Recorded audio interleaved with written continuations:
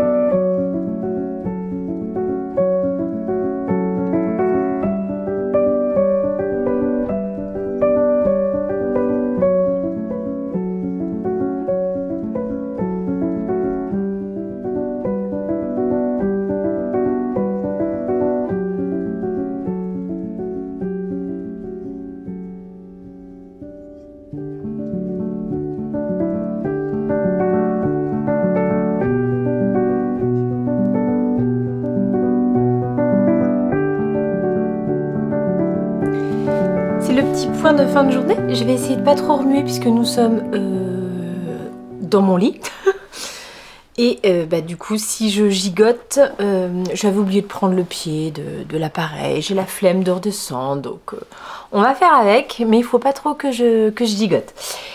Je n'ai pas filmé grand chose aujourd'hui. Une petite journée vraiment très tranquille. Il faut dire que pas mal de fatigue aujourd'hui. Je pense que bon c'est la fin de semaine quoi, c'était une semaine assez enfin voilà, avec pas mal de choses bien remplies, etc. Donc pas mal de fatigue. Et puis j'ai profité du fait que cet après-midi j'avais un petit peu de temps pour passer mes coups de fil à mon papa, à mon oncle, donc voilà, ça m'a pris un petit peu de temps cet après-midi et forcément pas du contenu extrêmement intéressant à partager avec vous, mais voilà, j'étais contente d'avoir un petit peu des nouvelles. Donc on se retrouve ce soir pour le petit point tricot, petit point questions que vous m'avez posé sous les différents podcasts. J'ai gardé donc quelques trucs à vous dire. Sinon, juste pour vous montrer ce sur quoi j'ai travaillé principalement aujourd'hui, eh bien, les petites chaussettes. Vous m'avez vu les monter un petit peu plus tôt dans la journée. Voilà, les petites chaussettes. J'ai oublié du Spooky Sock Set. J'ai oublié de regarder comment elles s'appelaient. C'était les Même pas peur ou les Fais-moi peur, je ne sais plus. De Charlotte Stone, je viens de perdre mon marqueur. Vous savez quoi, je vais mettre des arrête-mailles. Ça, c'est ma petite boîte avec tous les marqueurs ou les petites choses que j'ai. J'en ai 4 comme ça. C'est hyper pratique. C'est des petits lots de 4 boîtes que j'ai trouvé chez Action. Ils en ont toute l'année. Hein, si vous allez voir, vous allez trouver ça. Et du coup, j'ai classé mes marqueurs, mes stoppers de mailles, mes contrans, etc. par saison. Et donc là, c'est ceux de l'automne. Et j'espère qu'ils vont pas être trop grands. J'ai ces jolis petits arrête-mailles là que l'une d'entre vous m'avait très gentiment offert l'année dernière en petit fantôme. Est-ce que ça va passer? Alors oui, ça va passer, mais est-ce que ça va tenir? Parce que les aiguilles sont assez fines quand même. Bon, écoutez, ça a l'air très bien. Hop, ce sera toujours mieux que rien du tout qui était ce que j'avais avant. Voilà, donc là on est vraiment sur le modèle de Charlotte Stone avec les petits fantômes, des petits arrêts. C'est l'heure de la flûte.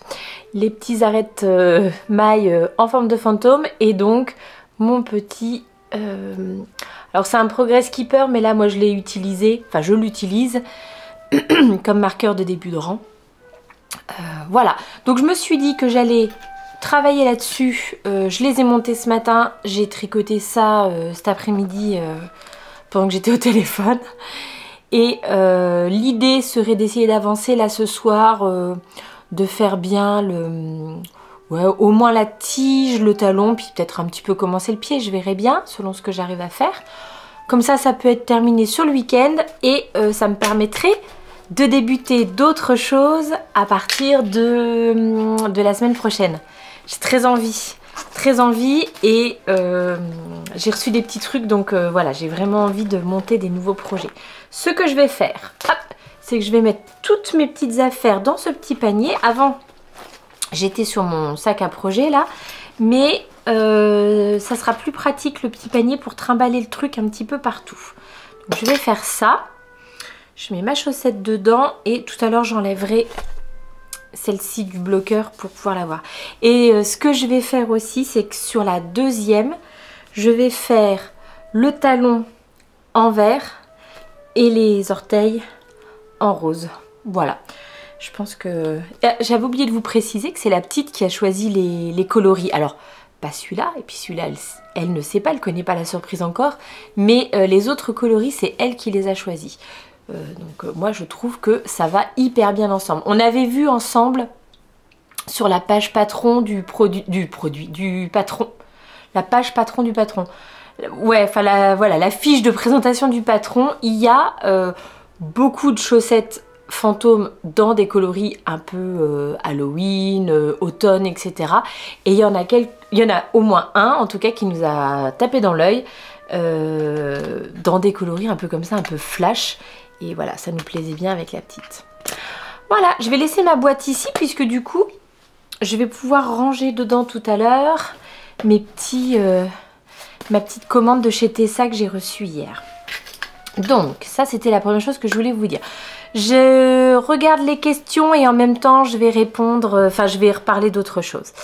Frédéric me dit qu'elle est allée sur mon Ravelry, mais sauf erreur de ma part, je n'ai pas vu le pull rose en jacquard que je portais dans la vidéo d'hier. Il y est, mais c'est vrai qu'il faut peut-être revenir un peu loin parce que je l'ai tricoté il y a un bon moment maintenant.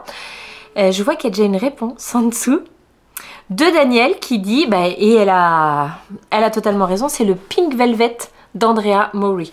Et il est sur mon Ravelry, comme ça en plus Frédéric tu pourras voir les laines que j'ai utilisées pour le tricoter. De tête c'était de la maison Corlaine, voilà, mais il y est, il faut peut-être un petit peu descendre. Merci beaucoup Daniel en tout cas de répondre, j'adore ça quand vous vous répondez les uns les autres et tout, c'est trop cool. Que me dit ma petite Alice? Ah oui, vous êtes plusieurs à m'avoir dit, et donc dont Alice, que le Style Knitting avait sorti un modèle de slip-over, donc de petits gilets sans manches, et dans lequel elle utilise de la laine, la fameuse laine dont je vous ai parlé hier, la Donegal, celle qui est donc avec des espèces de petits tweeds comme ça dedans. Et je vous en ai parlé parce que je vous montrais ça dans le cadre de Octobre Rose chez Lil Weasel. Ils ont une gamme de laine dont ils vont reverser l'intégralité des bénéfices à la recherche contre le cancer. Je vous remontre moi celui que j'ai vu et que je trouvais vraiment très très joli. Voilà, c'est alors le coloris, mais c'est surtout le type de laine, quoi. C'est Donegal, c'est ça? Ah bah là en fait je ne sais pas. Il parle juste du nom du coloris, mais pas forcément de la base que c'est. Je trouve que c'est hyper joli. Et alors effectivement je suis allée voir le petit slip-over proposé par le Style Knitting, qui est très sympa. J'aurais peut-être... Est-ce que je l'ai gardé ouvert quelque part? Je sens que non, hein, je suis quand même pas... Oh, si, qu'est-ce que je suis bien organisée. Alors c'est le apostrophe. Je vais vous le montrer en plus gros, comme ça vous allez voir le... Est-ce que vous allez voir le petit chiné du Donegal? Ça rend vraiment... Enfin, moi, j'aime vraiment bien. Là, bien entendu, sur l'écran, c'est pas terrible. Hein, mais allez voir le apostrophe du Style Knitting. Et donc, elle le tricote en... Bon, bah, c'est la laine de chez elle. Hein, ça s'appelle le Style Knitting Confetti Deca Néon. Donc, c'est la même chose. Elle a une laine avec des petits tweeds comme ça dedans. Par contre, bah oui, c'est de la Deca. Donc, si par hasard... Il faudrait que je double le fil, mais bon bref, hein, tout ça n'est pas encore bien... Ouf, j'ai déjà en plus tellement de choses dans la tête, mais voilà. Odette. Ah, Odette me dit, j'ai perdu le fil, et est-ce que tu peux me rappeler quel est le châle que tu tricotes?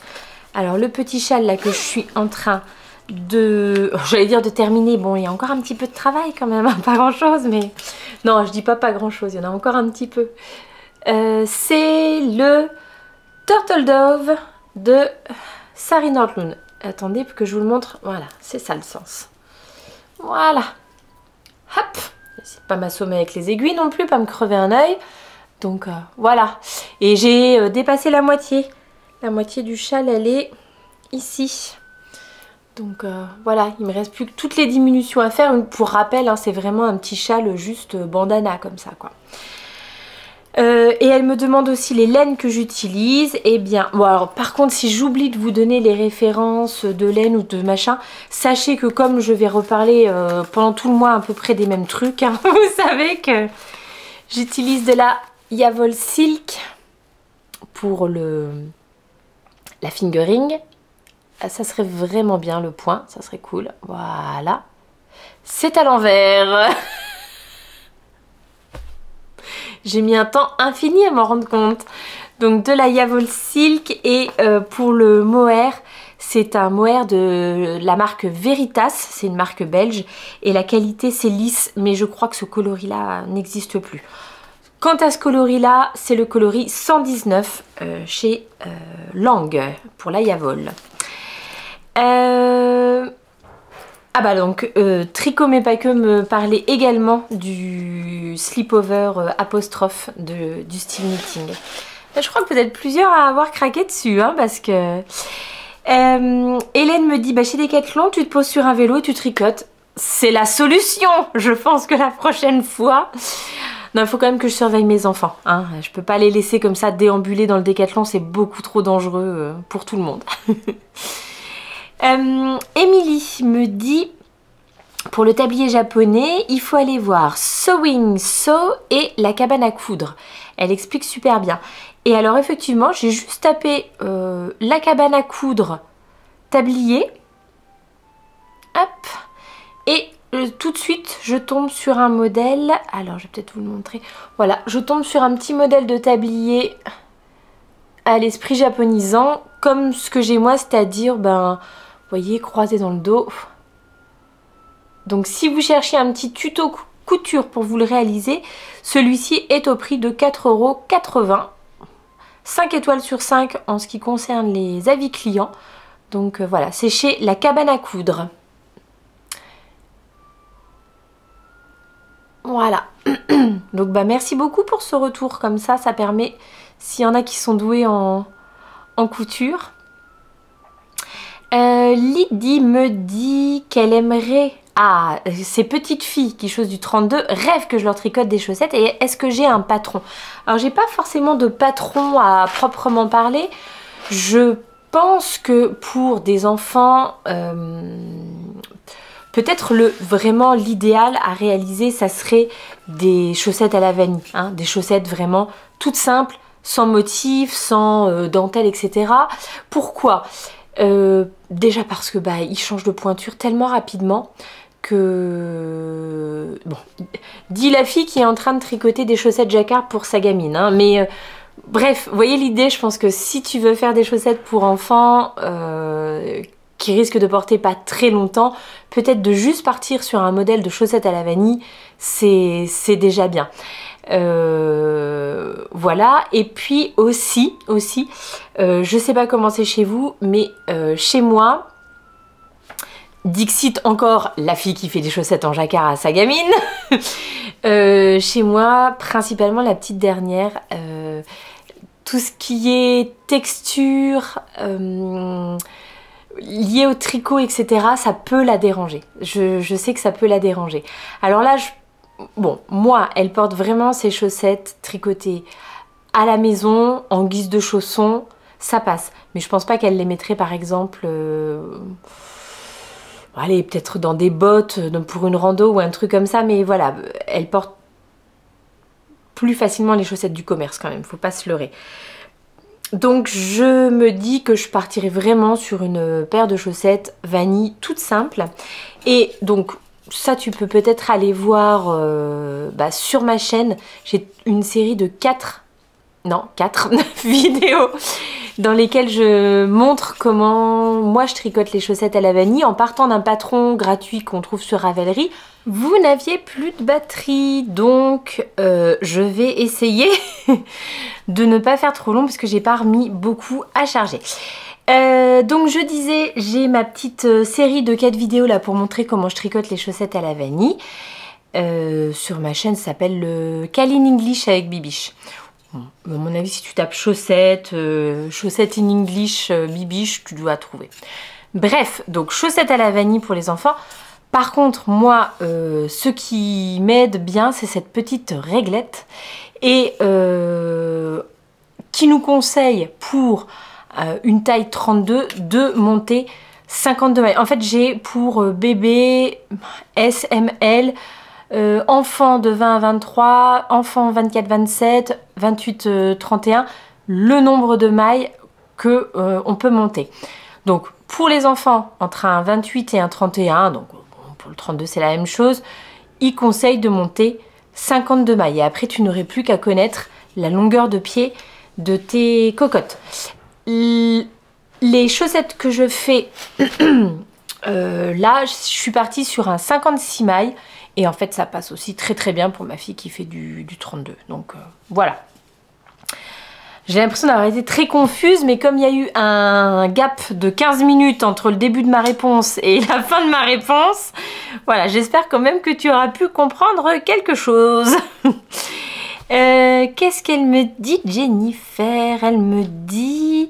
La tablette que vous avez eue en cadeau, est-ce que vous pouvez me dire à quoi elle sert exactement?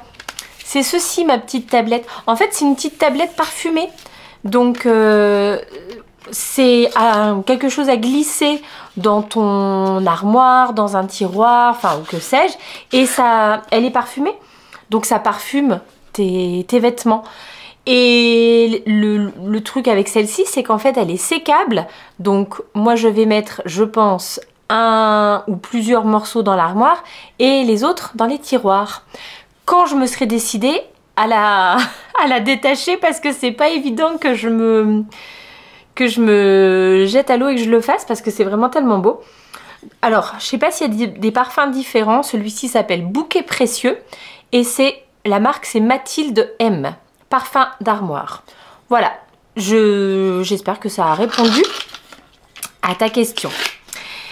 Hop là, Fabienne me dit magnifique cette musique, j'aime beaucoup. Est-ce que tu peux me dire le titre? Alors ça c'est un truc que j'ai pas noté.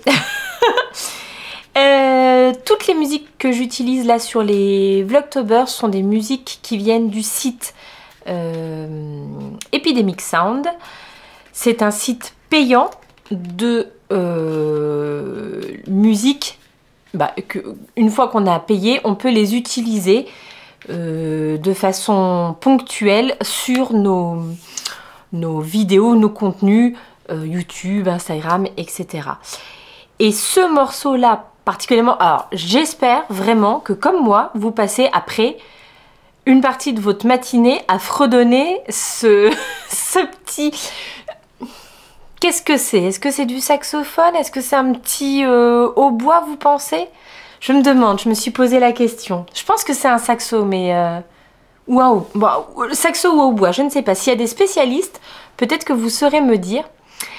Et donc, ce que je vais faire, c'est qu'au montage, j'aurai le nom sous les yeux. Et donc, je vais l'écrire ici, là, en dessous. Comme ça, vous aurez le nom de l'artiste et le nom de la chanson que j'utilise au début des vlogs. Et j'ai complètement craqué en écoutant plusieurs chansons pour choisir un petit peu ce que j'allais mettre dans les vlogs. J'ai complètement craqué sur ce morceau. Je sais pas ce qui m'a plu comme ça, mais voilà. Donc j'espère que du coup il vous plaît, mais vous êtes plusieurs à m'avoir fait un retour pour me dire que ce morceau vous plaisait bien. Hop. MBD Passion me dit sympa le petit chat à la 2 écheveaux.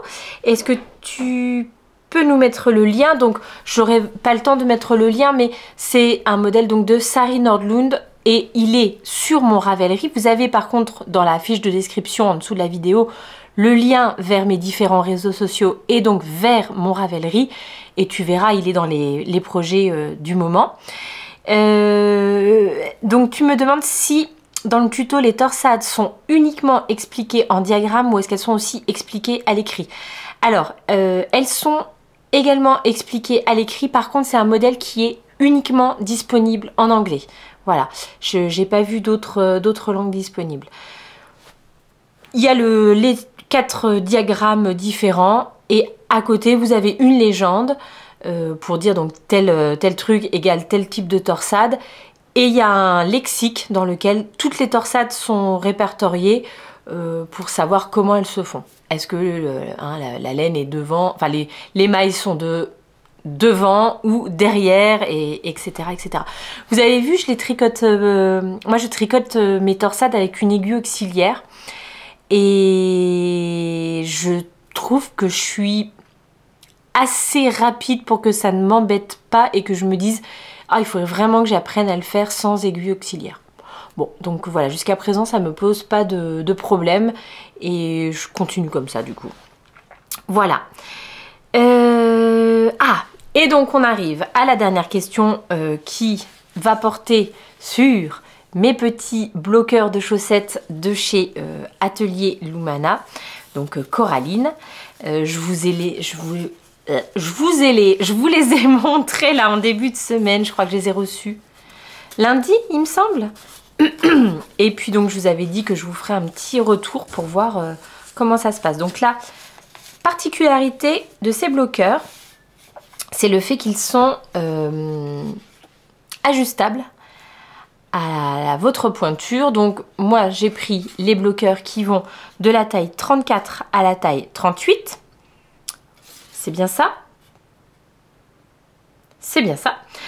Donc en gros 21,7 cm jusqu'à 24 cm. Et donc ce que vous avez, en début de semaine dans ma vidéo je vous ai montré, ce que vous avez à faire c'est défaire les petits liens et puis déplacer votre bout de pied, vos orteils de pied à la longueur que vous souhaitez avant de bloquer vos chaussettes. Ça sent toujours aussi bon. Alors écoutez, c'est validé, hein, c'est totalement validé ici. Donc moi j'avais réalisé cette petite paire de chaussettes là cet été pendant les JO. Alors j'avoue que c'est presque plutôt quand même un 38. Or je les ai bloqués en taille 37, mais enfin pas de problème. La question que j'avais reçue de la part de Martine, c'était pour savoir si les petits liens qui sont ici ne marquent pas, ne laissent pas de traces sur les chaussettes. Alors, bah écoute, je ne sais... Voilà, hein, je fais le crash test en même temps que vous. Donc, ils sont ici, les petits liens. Ce qui veut dire que sur celle-ci, ils étaient là. Bon, bah écoute, hein. Voilà, je ne vois pas de marque particulièrement, donc non. Je pense que ce que Coraline en plus nous a mis comme petit lien, c'est vraiment peut-être un petit fil. C'est pas du cuir, hein, c'est un petit fil peut-être quand même recouvert de quelque chose, mais voilà. Bon, après je vous dis avec grande assurance, ça n'est pas du cuir, mais finalement, bon, je suis pas non plus experte. Hein. Donc, bah, a priori non, les petits liens n'ont pas laissé de marque dessus. Et alors comment j'ai trouvé ce petit bloqueur? Et ben je l'ai trouvé très bien. J'avoue que je me suis posé la question de savoir si les petits orteils là, parce que donc moi je fais la deuxième plus grande taille, on va dire, là, le 37. Et vous voyez, donc j'ai mis mes petits liens pour tenir les orteils. Et en voyant comme ça, je me suis dit, quand je vais mettre ma chaussette mouillée dessus, est-ce que ça va bien tenir? J'avais un peu peur pas de les casser quand même, mais bon, enfin je sais pas, que peut-être ça raccroche à ce niveau-là et tout. Et en fait, bon, bah je pense que ça, vous l'aurez vu quand je l'ai filmé lundi, au crash test, parce que vraiment, j'ai filmé en continu le fait de mettre la chaussette sur le truc. Aucun problème, mais vraiment aucun souci. Même là, je viens de l'enlever, j'ai pas eu de souci non plus pour l'enlever, ça se raccroche pas. Je vais peut-être pas y aller comme une brutasse, hein, je vais y aller quand même délicatement pour le faire, mais voilà. Ce que j'ai beaucoup aimé aussi, parce que pour l'instant, je n'ai pas de bloqueur qui me permette de faire ça, c'est tout simplement ce petit crochet. Vous me direz, ça existe sur d'autres, hein, mais moi, les bloqueurs que j'ai n'ont pas ça, et ben alors ça j'ai trouvé ça hyper pratique. Du coup je les ai suspendus après un truc de radiateur, un machin, hyper pratique. Que vous dire d'autre? Bah me reste plus maintenant que alors je dis, si je faisais très régulièrement, que j'avais besoin de m'en servir très régulièrement, d'une taille puis d'une autre, puis d'une taille puis d'une autre, j'allais vous dire, bon, c'est vrai que ça prend un petit peu de temps à mettre en place à la bonne taille. C'est pas votre bloqueur qui est déjà, bah, je sais pas, hein, celui-ci c'est une taille 33, enfin, je sais plus combien ils mettent, de 31 à 34. Bon, bah voilà, il est fixe, vous n'avez pas à faire la petite manip. Si vous avez du coup à changer la taille, ben oui, ça fait une petite manipulation à faire. Il faut y aller doucement, il faut prendre son temps pour le faire. C'est pas une histoire de plusieurs heures, hein, faut pas rigoler, mais voilà, c'est sûr que y a une petite manip à faire avant et qu'elle prend quelques minutes, donc c'est tout. Ça. Et pour la troisième fois, elle dut mettre sa vidéo en pause pour aller recharger sa batterie. Ce soir, je vous laisse brancher toute la nuit, hein, je ne prends plus le risque. C'est bon. Je terminerai donc en disant moi je suis totalement convaincue, je trouve que ce petit prototype là peut être largement validé et donc mis en production. Je pense que c'est quelque chose dont je vais me servir si je dois tricoter, donc pour des copines qui ont des plus petits pieds que moi. La seule petite interrogation dont je vais discuter là avec Coraline, donc ce qui veut dire que il faut que je lui fasse un petit mail ce soir, sinon elle va la prendre là en vidéo, ça n'ira pas. Je pense que pour moi, donc vraiment pour ma taille de chaussette 64 mailles là, impeccable, vraiment c'est la bonne épaisseur et tout ça. J'ai vraiment bien aimé qu'il y ait ce petit arrondi de talon aussi là, ici, qui soit marqué. Je trouve que du coup les chaussettes ont pris une belle forme dessus. Enfin voilà, nickel pour moi. Je me demande juste si pour du 34 Je pense que pour une pointure 34, on serait peut-être plus sur 56 mailles. Du coup, je me demande si elle serait pas un petit peu épaisse.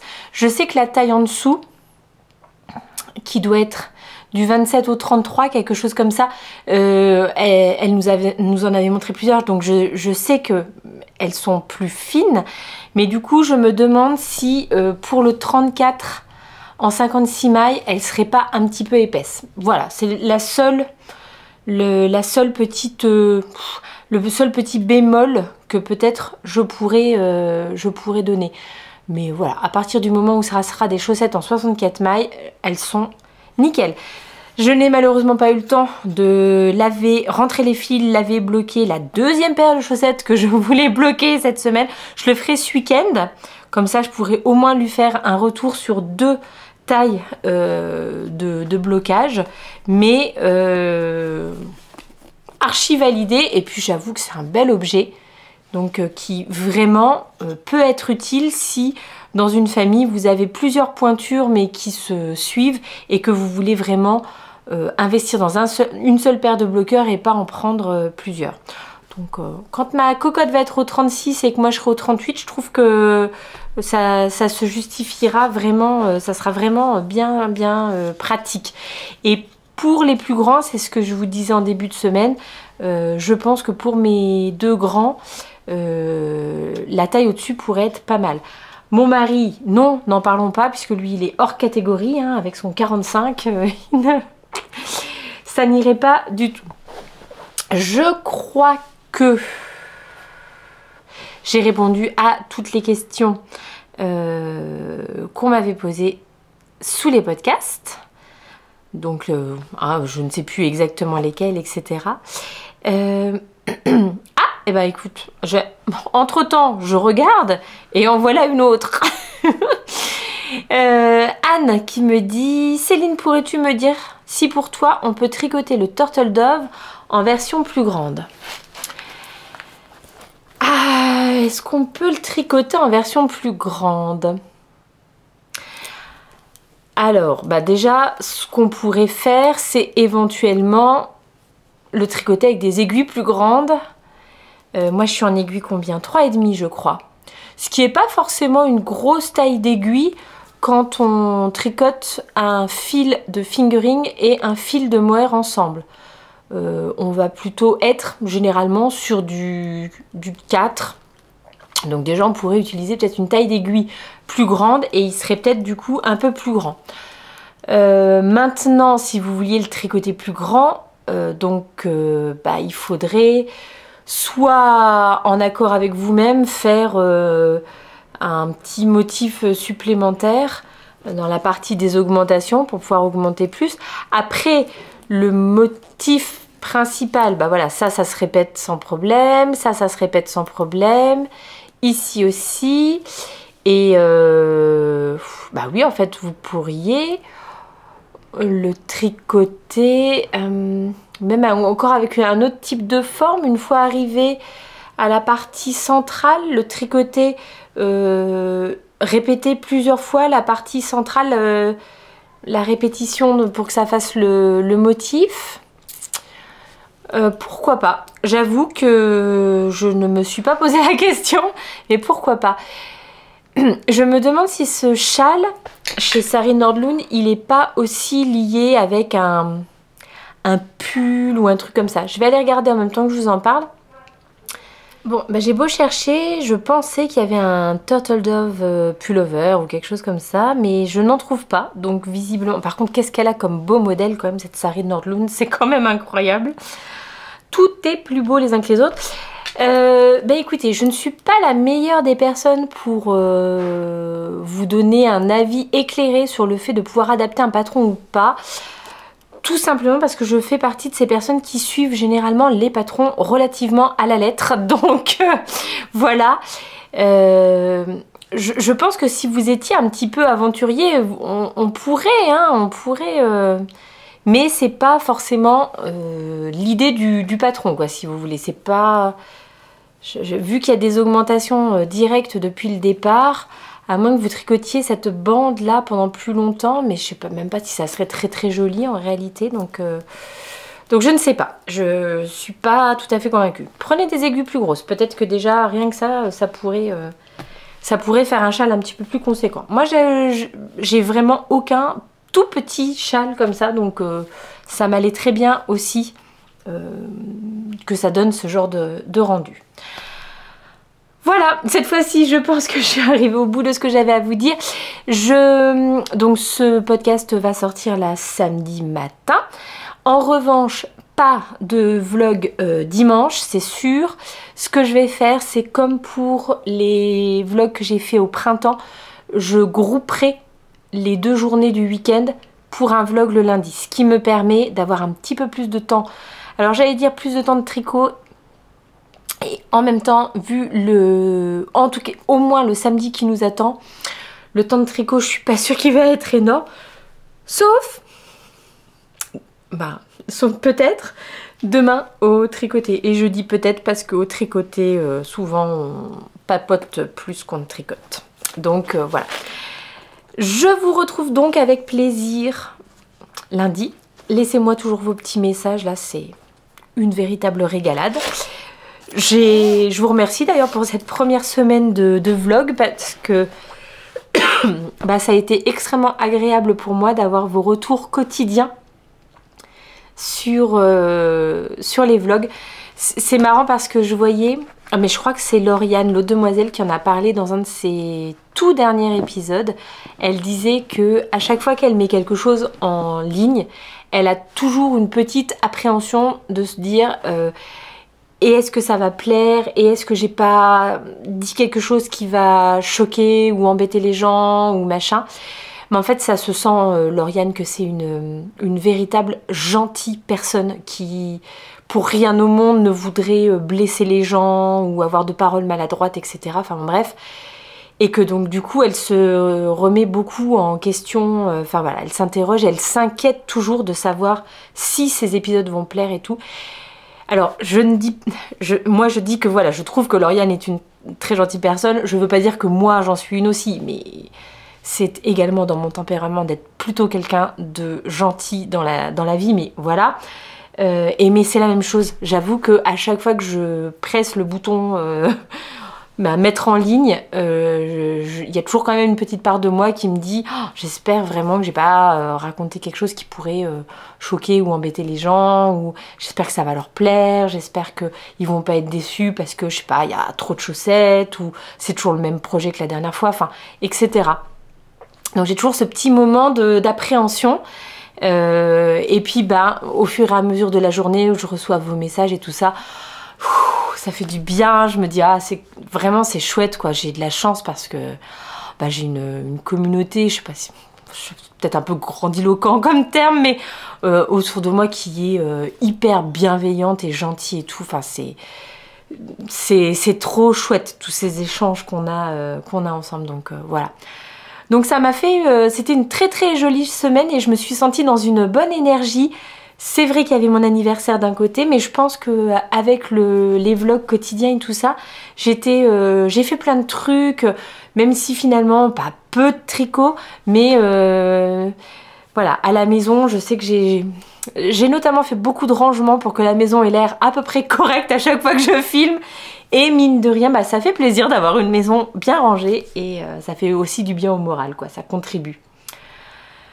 J'arrête, j'ai encore tout le montage à faire et le repas à préparer. Bref, je vous embrasse extrêmement fort, passez un bon week-end, on se retrouve lundi. Je vous fais des gros bisous.